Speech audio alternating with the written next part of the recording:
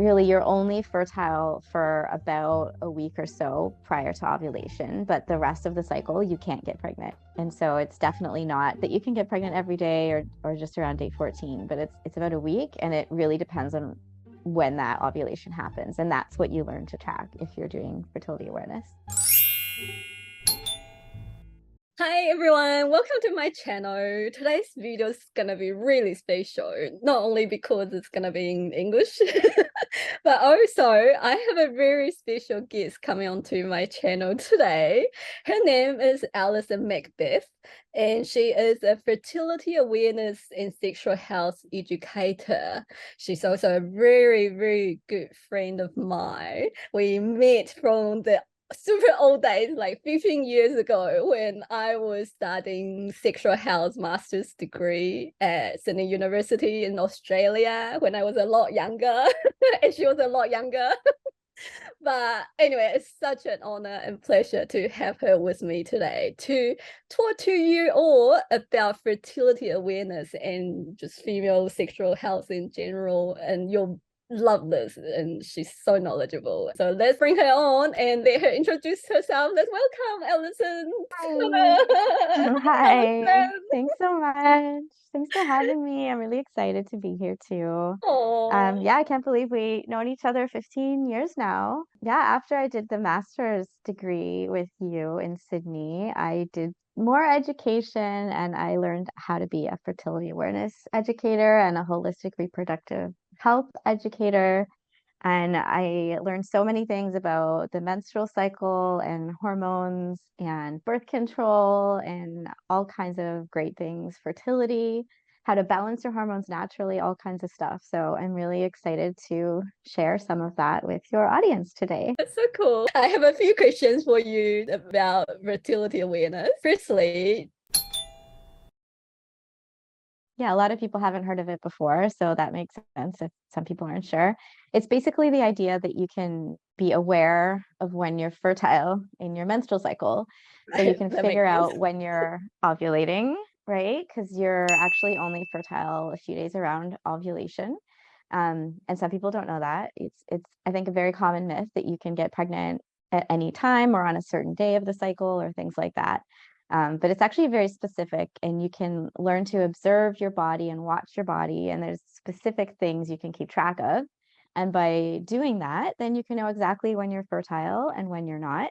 And so people use this either for improving their chances of pregnancy or for natural birth control, or just looking at their cycle and understanding more about their hormones and their health. So there's lots of ways you can apply it. That's and so I think cool. It's really important information for people to know. So a lot of people actually use it as a method for contraception. Yes. Right. There's a lot of myths about when you can get pregnant or when you ovulate. Would you like me to talk about some? Yeah, definitely. Because I think a lot of my audience actually believe that women can get pregnant anytime, as if they are ovulating anytime. Yeah, I mean, I'm not sure about Taiwan, but I know in North America and Canada, where I was raised, teenagers are basically taught you can get pregnant at any time. And it's to scare them because they don't want teenage pregnancies. And so they don't actually give them the real truth about what's happening.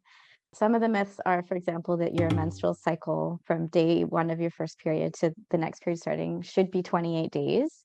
28 days is the average across the population, but it can range anywhere from about 24 to 35 days and still be considered normal and healthy. And that's quite common as well, right? In your experience. Yeah. Most people don't have an exactly 28 or 29-day cycle. It's not very common. And it's also really normal for it to be a different number of days every time within about, 5 to 7 days difference. And that's okay too. It doesn't have to be 28 days. There's nothing wrong with you if it's not. Another really common myth is that women ovulate on day 14 of their cycle, or that they ovulate 14 days before their period. And both of those are probably incorrect, which is why you have to be really careful if you're using those apps that tell you when you're fertile, because they're just basing it on the number of days in your cycle, and that might not be right for you. What is the truth there is that you can ovulate anywhere from about 10 to 16 days before your next period. So you can't predict it ahead of time because you don't know when it's going to come. But if you're starting to track these things, then you can see how many days you ovulate. It's usually around the same number of days for each person. So for me, for example, I'm on the shorter side. It's usually always 10 or 11 days for me before my next period. So if I was assuming I ovulated on day 14, that would be very wrong because I also tend to have a longer cycle. So I usually didn't ovulate till around day 23 to 25, and my cycle is still considered normal and healthy.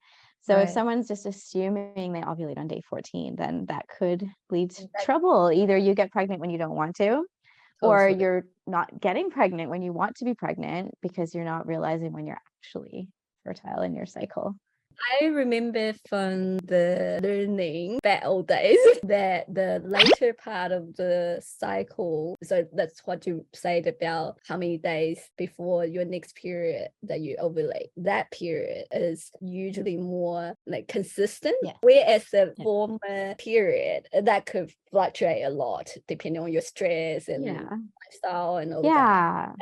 Exactly. So I think a lot of people don't know that. The last part's usually the same number of days for each person. So across the whole population, it's somewhere between 10 and 16 days. But for you as an individual, it will be very similar number of days every time. So if you can learn to track this stuff, if you're interested in tracking this stuff, once you identify the most likely day of ovulation, then you can pretty much predict when your period is going to come.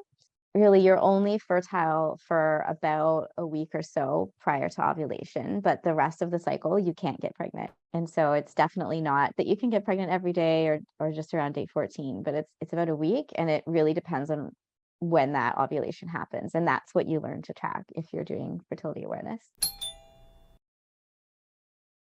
That it doesn't work, I guess, is probably the biggest myth. Because the rhythm method, which people may have heard of, is where you assume you're fertile on certain days of your cycle based on like a calculation. Like I said, around day 14, you ovulate. So there's a certain calculation that people might do to assume they're fertile on a certain day. But that's not what fertility awareness is. It's really tracking these signs of fertility in your body. You can actually see and measure, and you can know exactly when you're fertile. So it's not the rhythm method, and people often confuse those two. So they say it doesn't work, but there's actually a lot of research, scientific research. And if we're talking specifically about birth control and preventing pregnancy, it can be over 99% effective if you do it properly. There's lots of different methods. So I'm not teaching how to follow a method because there's lots of different methods available. But if someone's interested, if they choose a method and if they get the education or work with a teacher or read their book or something like that and follow that specifically, then that can be over 99% effective.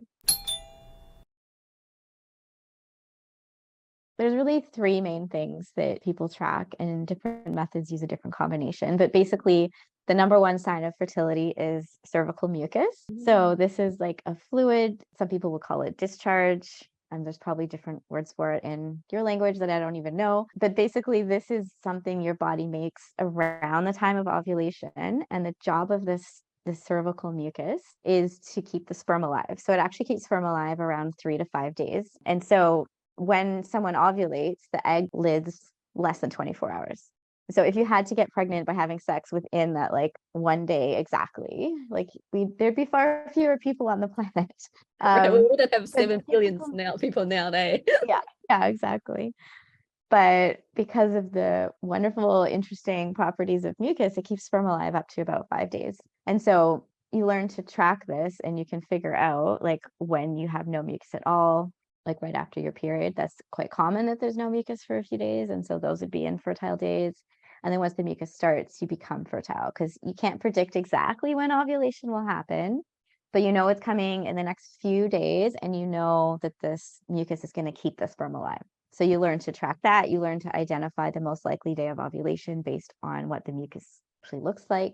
Often it can be watery or stretchy or clear or slippery, sometimes a white or cloudy color. So there's all kinds of different combinations. But if they learn what's normal for them and they get used to their normal pattern, they can figure out when they're most likely ovulating. So that's really, really cool stuff. And then the other thing that people often track is their body temperature. So it's called the basal body temperature. If you're in Celsius, it's to the 100th decimal. So there's 2 decimal places. You take it first thing in the morning every day when you wake up, and your temperature is actually lower before you ovulate and higher after. So you can see it go up and stay up, and you know that that means you've ovulated. And then the other thing is hormones. Some people track their hormones as well. There's certain hormone tests that can indicate if you're fertile or infertile or when you're likely to ovulate. So those are the three main things.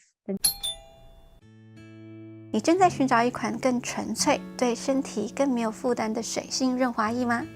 就推荐 Haru 的 Nude 柳蓝精华纯爱水溶性润滑液，它不但非常柔和滑顺，还添加了维他命 B3， 非常适合正在准备怀孕的情侣哦。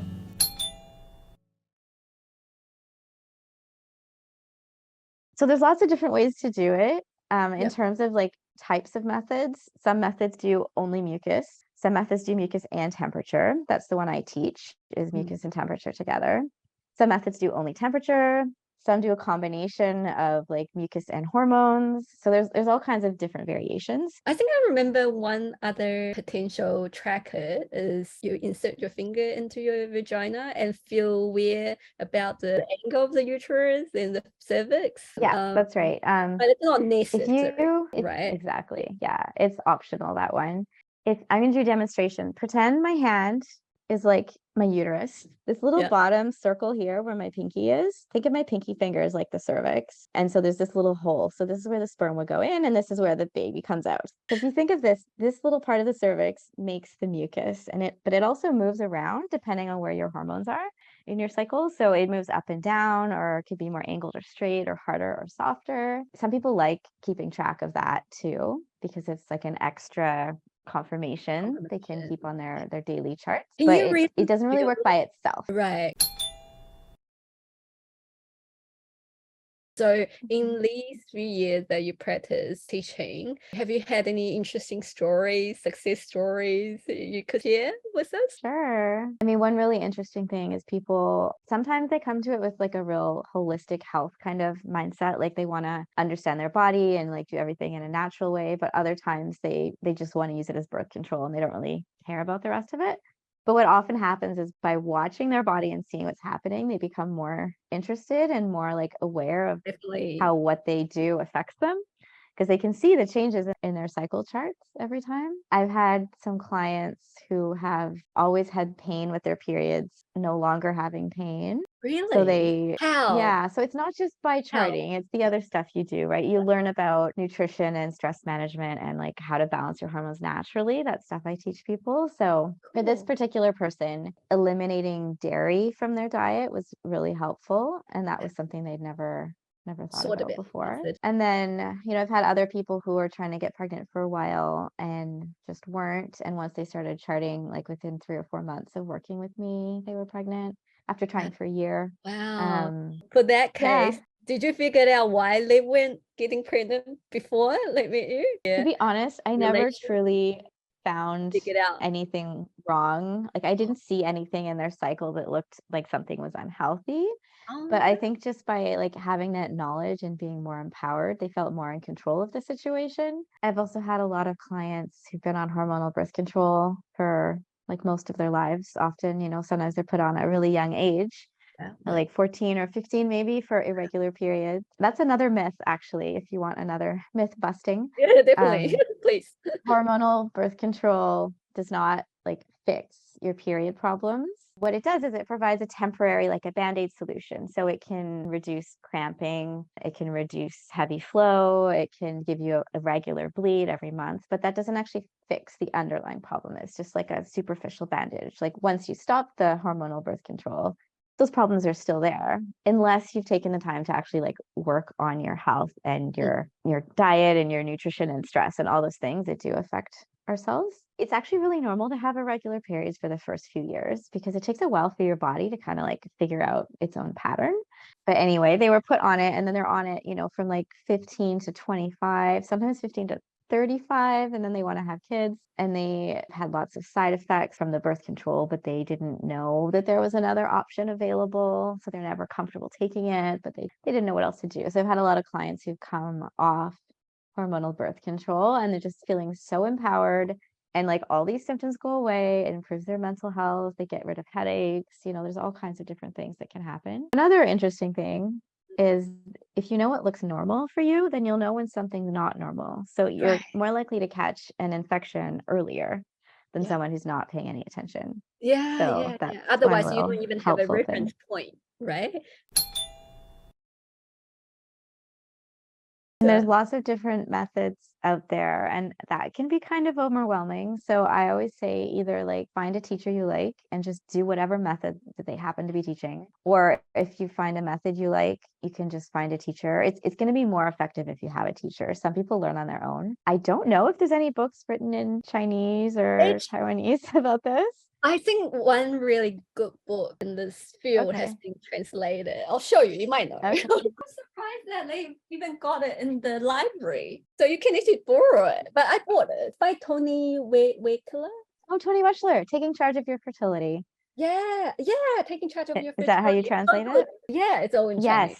Yes. You want to read Yes. it? Right, That's always. amazing. Yeah, I was gonna say, like a lot of Thick book. people Yeah. start with that book when they first learn about it. That's very, very common. A lot of people Very read that book. thorough. So I trained at a place called the Justice College, and one of my colleagues who also graduated from there, she's written a book called The Fifth Vital Sign. So your vital signs in the medical world are like your blood pressure, your heart rate, your breathing rate, your temperature.